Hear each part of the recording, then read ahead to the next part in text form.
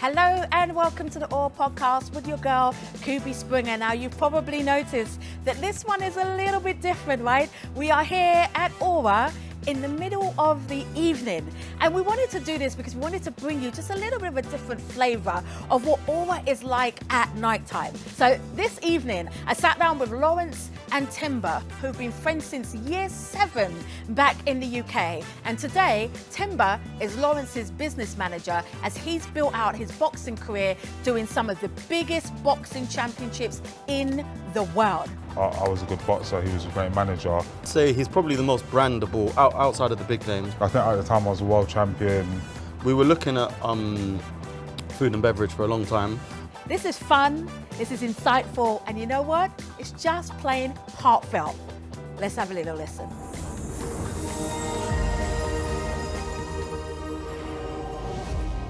Hello and welcome to the AURA Podcast with your girl, Okolie Springer. Today, we are delving into the business of sport with Themba and Lawrence. Welcome, gentlemen. Yes. Hello. Thank you for having us. It's a pleasure. I want to start with you, Lawrence. You are an exceptionally well-known personality back in the UK. Right. Tell us a little bit about you, hon. Lawrence Okolie, professional boxer. I've been 2-weight world champion.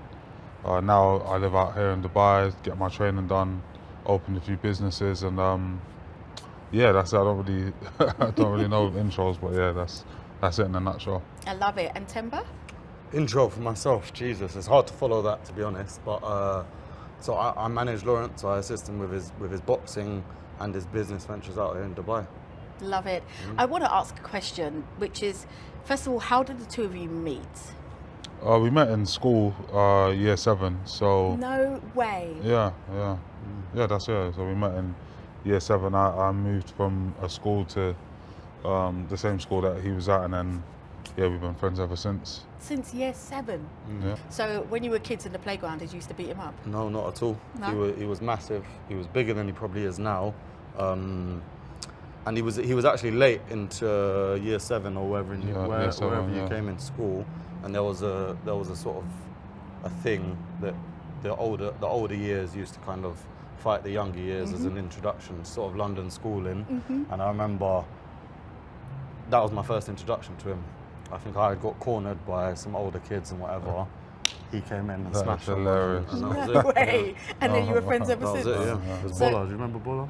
I do remember. Are we yeah. calling out people's names now? Why not? Oh, Yeah. God. Stop it. So I know you were bigger. Themba's mentioned it, and you used to work at McDonald's? Yes. Well, that was like when I left school. I went into McDonald's.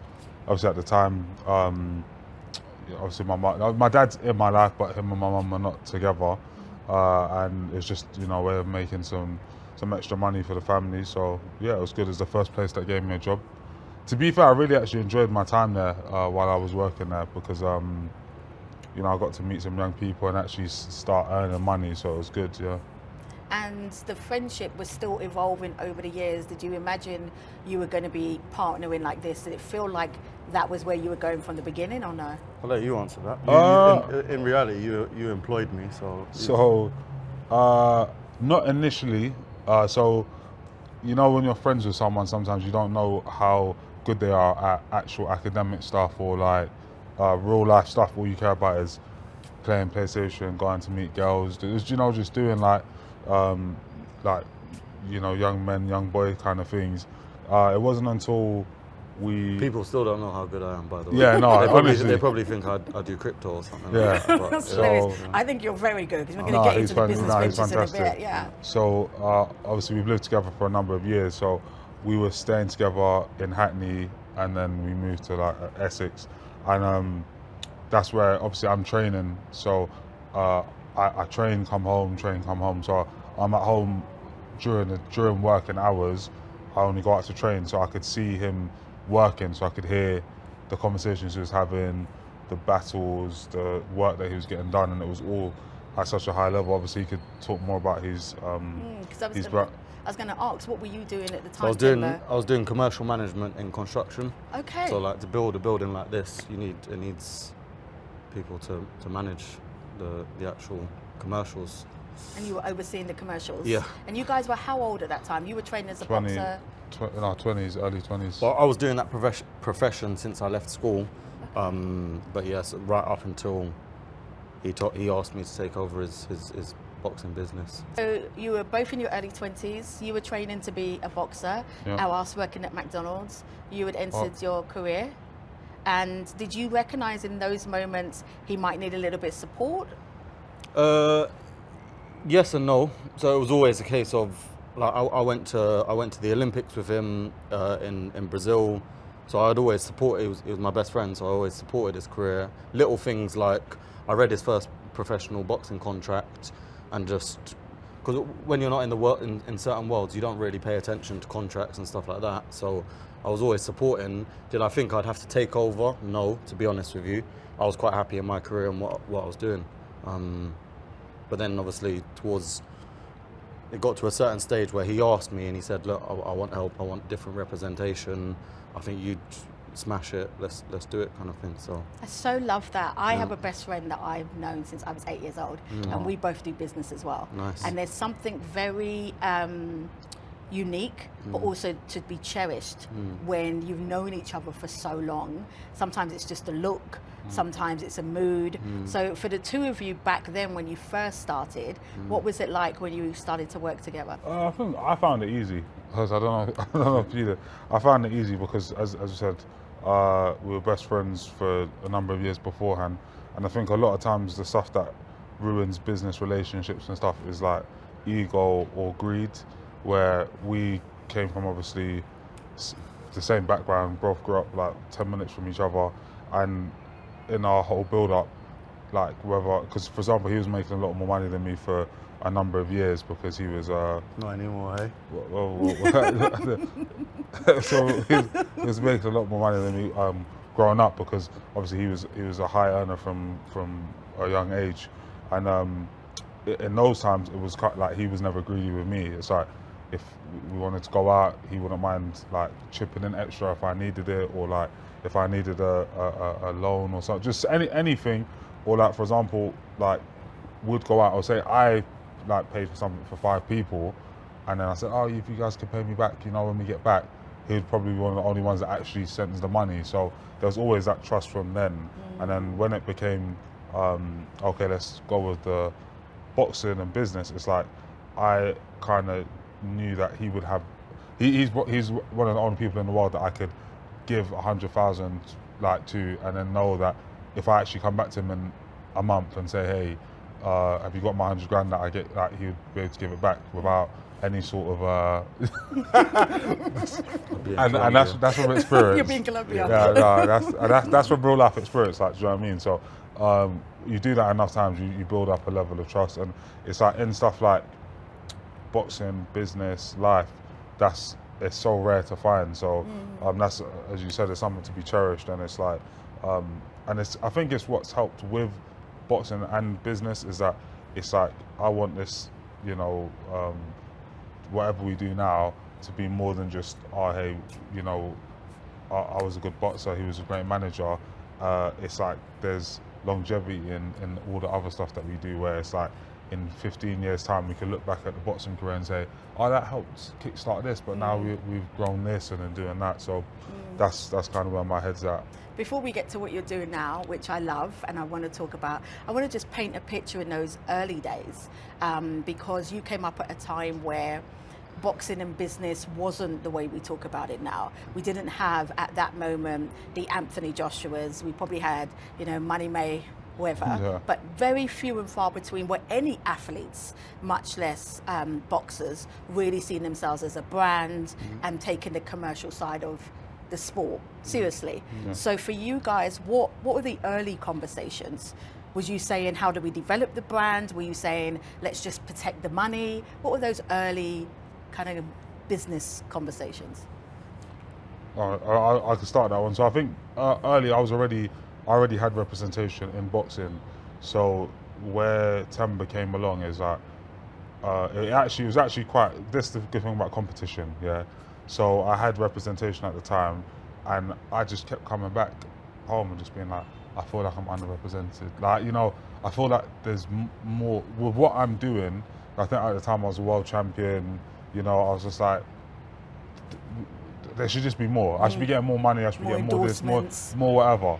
And then while working his full-time job, he was able to outperform my former management by like maybe like 5 or 6 times within 2. Like, so for example, I had a fight, and then they might have brought me X sponsorship. He brought me 5 times, and that's just from, hey, we got this, mate. Let's go on. We went to have this conversation, that conversation.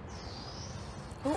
That would have been a nightmare. Oh, that would have been horrible. I'm not even cutting that out. That would have been horrible. So with that being said, so from there, if you talk about brand and all that stuff, it's like he also valued me more than there's no discredit to my former representation, but you know, if you believe someone's this, that's what you're going to go out and sell, and that's what you're going to go and say to someone. This guy's going to be a champion, he's going to be this, going to be that. We're only taking X. That's what you end up getting. Where if someone else kind of just sees you as one of he's a boxer. Yeah, it's like they're not going to put the same kind of love or time or energy into like these deals. So that's kind of what we saw instantly. And how was that, Themba, in the early days? Were brands willing to jump on board? Were they willing to take a risk? Did they get it? I'd say he's probably the most brandable outside of the big names like AJ, Canelo, Mayweather. Outside of those, I would say he is the most brandable because he's got a great story, he's articulate, handsome, heavy. I second that. We thank your mum. Yeah, yes. Like, so I would say, but the reality is also in boxing, sponsorships are few and far between, and money as well. So it's a very difficult landscape, if I'm honest. And how do you navigate that? Effort, I would say. You don't really navigate it. You just chase, fight, and you get to where you get to, really. It's like, if you look at the actual percentages and numbers, it's nothing like football. It's nothing like, people only see the kind of the sexy stars of the sport, and that's what they pay attention to. But the underbelly of that is there's the disparity in pay and sponsorships, and all of commercials is a completely different level. So you don't get access to it unless you kind of reach the heights of boxing, really, to be honest. And is that where the idea of kind of diversifying your money came in and starting up other businesses so that you can make your money make more money for you? Yeah, it's a longevity game.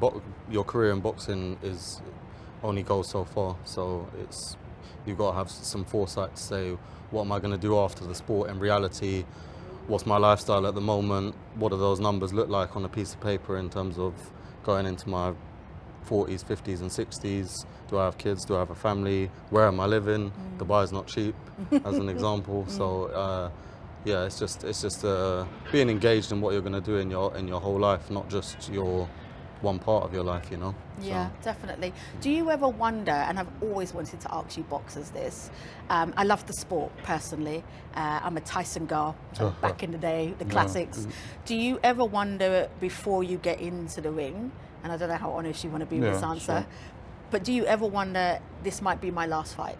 I don't think that just when I'm going in, but I think it pre-camp, so before every fight, you just, like, in terms of how much you're going to get paid, you always say to yourself, it could be. You kind of get into a deluded mindset where you think it won't be, you're going to be. But then, you know, in the build up to it, it is that. It's like, yo, let's maximize how much we're going to get for this because it could be the last one.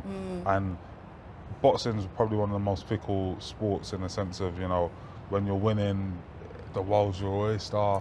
And if, you know, God forbid you take a loss, it's like you're back to being nothing or a nobody. So it is one of those sports where, you know, it's when it stays on kind of thing. So whether it's injury or something or losing, you always have to kind of have that in the back of your head because it helps with training and it helps with just being realistic with life as well.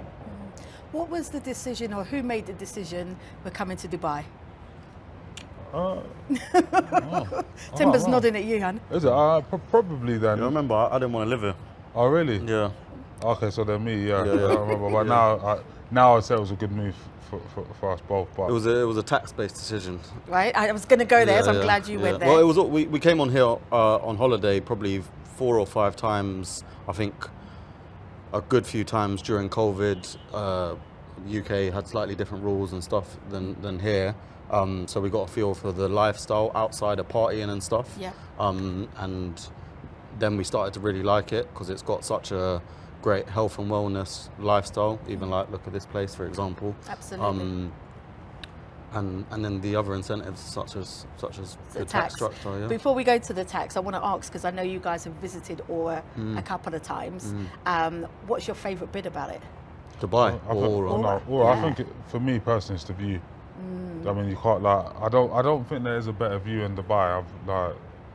Because in the Burj and that you can't see the Burj. Do you know what I mean? Yeah. And but here, great view. It was breathtaking. But I came. The women. He just said the women. He said, yeah, that's him. Fair. I mean, they're beautiful. And also in the daytime, obviously it looks beautiful in the nighttime. I've never been here at this time, but in the daytime, you can see the whole, how the palm looks and stuff like that. Yeah. It's a beautiful venue. And you as the view of the women. And coconut water. The coconut water here is lovely. Yeah. I'm with you. Yeah. I'm with you. Nice branding on the coconut water. Well, I mean, of course, always branding's phenomenal. Yeah, they get it right. So you decided, okay, we're coming on a holiday. You see the opportunity with no taxes or limited taxes if you've got a corporation. And then how long between, I think we should make the move, that he said, that you then said, all right, I'm in? It was difficult because at the time I was still working my job and representing him, and I could do both because the job that I was in, I could work most of my week from home, so I was kind of at a desk already. I could multitask, and I got a lucrative offer as well to get a good salary in UK. So I was a bit like, don't really want to go, to be honest with you. But it made a lot of sense for him, and we kind of said, let's do it for a year or two, and if we don't like it, we can always come back home. And how long has it been now? 3 years. 3 years. 3 years. 3 and a bit years. 3 and a bit years. You've done a lot since you've been here. You've opened up a cafe in Dubai Design District. First of all, why a cafe? Of all the business ventures you could have gone in, why a cafe? You want to go or I go? You can go. Me go? Okay. I would say, so we were looking at food and beverage for a long time, because if you're trying to diversify your portfolio outside of boxing and into business, it's kind of you kind of go real estate, or you go what's business, and what's like a good entry level to business is food and beverage. And then so we looked at a load of different concepts, some in London, in UK, and so we were on that journey probably about 5 years before we actually got that location and went that particular route. So and to be fair, it's a combined element of business, wanting to make money, but it's also a passion project because it's the food that he loves. He loves sweets, he loves cake, we love coffee. Like, we're quite big foodies, so and we know obviously you have to add in an element of what works in the market. So we wanted to do something on brand with Dubai, with the area, so it all just made sense. The venue that you've chosen and the decor is absolutely stunning. It's very Instagrammable. It looks really beautiful, but it feels quite feminine. Yeah. And both of you are lads. So kind of whose idea was it to do pure white, beautiful landscaping? We had like a good what do you call it? Interior designer, architect. And also even just with the branding and stuff like that, it was all kind of just. It just looked the part with the venue, so we kind of went with it. And that's kind of because we didn't want somewhere with all of the business stuff that we do. It's not about us per se, and like what we like, maybe a pub or what. It's not for us. It's like it's for the consumer really. So and also we kind of always like the sort of I don't know if you call it backseat, or kind of like, of course I'm in the limelight when it comes to boxing, but when it comes to business stuff on the actual brands, we don't really put ourselves there. Do you know what I mean? And it is for women. It's for our mums. On the first day that we opened, we brought our mums down. We flew our mums in from UK, and they were there for the openings. So that's beautiful. It's for our mums. I love that. Why did you not choose to go into an area of the business of sport, opening a gym or a clothing brand? Your face tells me it's been done. It's just a bit saturated. You can do so it's just got to make sense, and so you can do stuff like that down the line, you know. And we'd love to actually get involved in some sporting academies and stuff. Less of a money maker, more of a give back kind of venture. Would that be here or back home?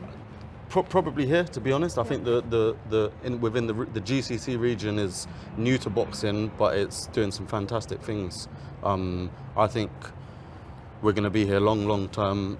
His son was born here. There's like the love Congrats. that Thank you. the love that GCC, so Saudi, Bahrain, Dubai has for boxing is massive. I think UK has already got an affinity and a love with boxing. They don't need extra sort of help getting that love, but I think a region like this would benefit from his presence. Yeah, it's in its infancy, right? So in terms of your experience, and both of your experience, not only actually boxing, but the business of it, the training of it, the nutrition of it.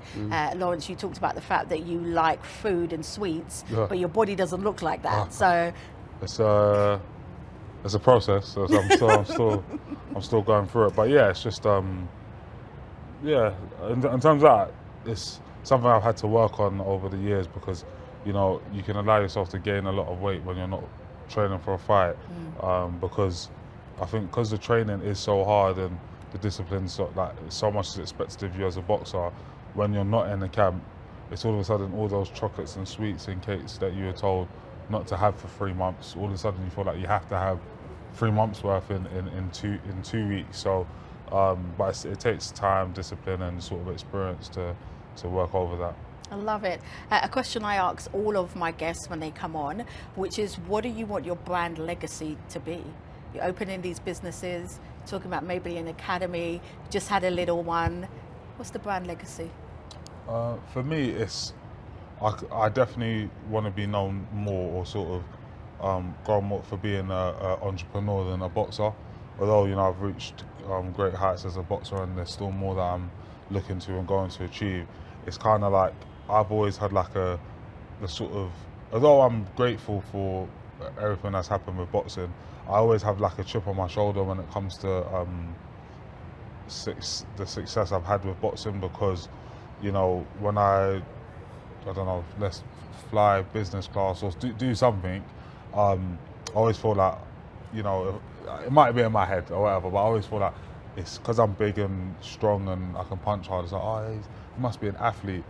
So I do kind of look forward to the times where the business stuff is so big that it's like I'm not even looked at as a boxer anymore. I'm looked at as a serial entrepreneur. So that's the kind of legacy I want to leave, because that, you know, can be passed on to my kids and their kids more than me handing them a bunch of belts, which is fantastic for pride and that, but it's not got the longevity that business does. I love that. And what about you? Being completely honest, a brand legacy for me is like, I don't have a personal brand or a brand, you know, so my brand legacy would be building his legacy, if I'm honest with you. And that's me answering today. It's beautiful. Like, being honest. That's good. Yeah. So I can see why he's been your mate for a long time. That's real love. That's real love. No, but it's about recognising what makes sense as well. Like but yeah, that's another story for another day, I guess. I feel like that's the second part two of an interview. All right, I love it. I always wrap up with some quick fire questions, just to lighten the mood a little bit. Okay. So you ready? Was that who goes quickest between us? Yeah, let's do it like this. So I'm going to ask both of you. You both get to answer. Not necessarily the quickest. I can see the competition in him. But definitely give me an answer. So this one's for Lawrence. Let's start here. Heavy bag or sparring? Sparring. Oh, really? Yeah. Okay. Oh, why? Yeah, it's more realistic to fighting, which is the part of boxing that I enjoy the most. Okay, love it. This one for you. Ice bath or sauna? Sauna. Have you done an ice bath? Yeah. Have you? Did you enjoy it? After. Yeah. Those things are horrible, man. Stop it. Okay. Title defense or new division? Title division, sorry, or new division? New division. Really? New division, yeah. Because although I think when you defend the title, obviously it becomes a bit more like solidified, but new division means new challenges and, you know, new respect and stuff. So yeah. Okay. Full English or Dubai brunch? Dubai brunch. Really? I thought you were going to say full English. Nah, I do like I need to find a wife, so I've got to get out and have some champagne and stuff. You know. All right. Plug to all the women that are watching. Yeah, Got it. Yeah. Fashion drip or gym kit? Well, me personally, gym. Yeah. And you? Gym. Yeah. All right, brilliant. Is there a question that you wish somebody would ask you in an interview That's a good question. that they've never asked? Or is there a question that you wish somebody would ask you about him that they've never asked? That's a great question, but it's too much for me to think of on the spot. That's a great one. I don't know, but that's a really, really good one. Themba? A question that I'd want someone to ask him. Yeah. About me. About you or about him or about your partnership that they've never asked? No, so it would take me too long to think. Yeah, I'm that's an a great one overthinker. though, yeah. I'm honestly No one's an ever asked overthinker. me that question before. No, so that's a well, good this one. is why you You want can't the give my podcast. brain. Yeah. The awkward way like, to That pick- night time. pluck one thing out. Yeah, Yeah, no, fair that's a dues. good one though. Fair Thank dues. you for that. Go on. Oh, go on, man. Or what, am I asking them the question? Yeah, go ahead. Because we were talking about our working relationship and so on, what would you say our highlight has been, like professionally, in terms of what I've maybe delivered or done to you and your team? Love Let me this. think. I just want a little ego boost before Yeah, we go. no, but there's so many, so it's tough. It's tough to pick something out. What would I say? I just want to see if you've been paying attention to it. No, but I mean, yeah, He's but been no, paying the attention. Let him problem answer is, the yeah, no, question. but the problem is there's so many. I'm trying to think what my favourite thing. I would say it's back to what I said earlier, where you outperformed my previous enough. management. That I've was got a little question for you as well. Okay, A follow well. up one of that. All right, then, yeah. I'm just going to sit back. He's taking over the Yeah, interview. Go on, what's your follow-up yeah. question? How much sponsorship value do you think I've brought to you since we started working together? Jesus. 2021. Now Rough he's putting figure. you on the spot. Rough Figure. figure. Pounds. I actually did it earlier myself. Did you And I actually? was really surprised. So Yeah, rough no, figure. I would say. Including future money that's locked in. You can't include future Of course money. you can. That's I would agreed. say- That's agreed. oh, no, It's agreed. as in That's like- agreed. Contract. That's yeah, Okay, contract, fair. Yeah, 7 figures definitely. You're Okay, right, that's yeah. not a number, just That's FYI. seven figures. That's a seven figures, yeah, all right, I seven get it, figures, I yeah. get it. On that Yeah. note, gentlemen, thank you so much for That's a coming good on the one. World Yeah, I Podcast. know. Yeah, I knock know. it out, I yeah. know. That's I it. was actually surprised myself. Yeah. He's going to ask you for more than 10% in I a hear minute. you. I hear you. How do you know I I'm hear on you. 10%? Yeah, that's a good. Look, it's a beautiful thing to watch, the relationship. Congratulations on what you're doing here Thank in you. Dubai. Fine, yeah. Cannot wait to see more. And I'm going to wrap up by saying that all of you who are at home, That's a good one, so. you need to take note. And if you are in Dubai, go and check out Thea in Dubai Design District. It is a beautiful cafe, and I know it's going to be the first of many, many ventures that these two amazing men are going to do. Until next time, I'll see you later. This podcast was hosted by brand marketing expert QB Springer and produced by Avant-Garde Brand Experiences and AURA Skypool.